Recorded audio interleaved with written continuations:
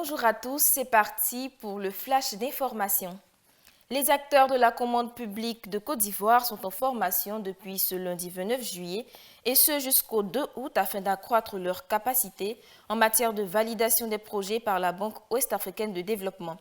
Cette formation dispensée par l'institution bancaire elle-même devrait permettre à ces experts de se familiariser avec les politiques et procédures visant à améliorer les taux de décaissement des projets financés. Notons qu'à la date du 31 décembre 2018, le niveau de financement de la Banque en Côte d'Ivoire dans les secteurs publics et privés s'élevait à plus de 1 milliard de francs CFA.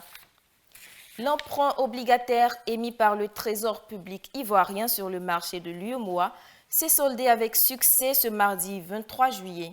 Sur le montant d'adjudication de 25 milliards de francs CFA émis, ce sont plus de 27 200 milliards de francs CFA qui ont été recensés, soit un taux de couverture de 108%.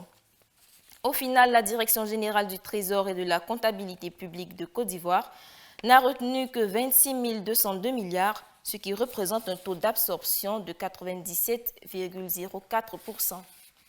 Au Togo, les mauvaises nouvelles s'enchaînent pour la Banque populaire pour l'épargne et le crédit, BPEC.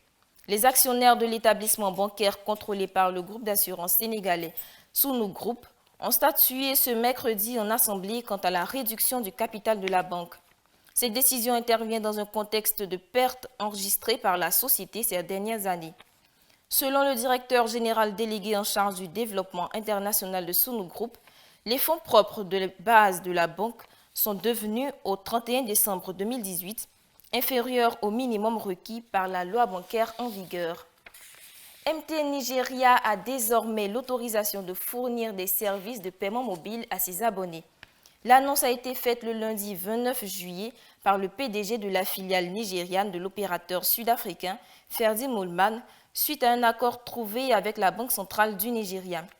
Yellow Digital Financial Service Limited sera donc mis à disposition des utilisateurs locaux de MTN, ce qui constitue pour l'entreprise une première étape très importante pour exploiter son potentiel en termes d'infrastructures selon Ferdi Moolman, pour qui cette autorisation est une aubaine pour faire évoluer les initiatives de technologie financière.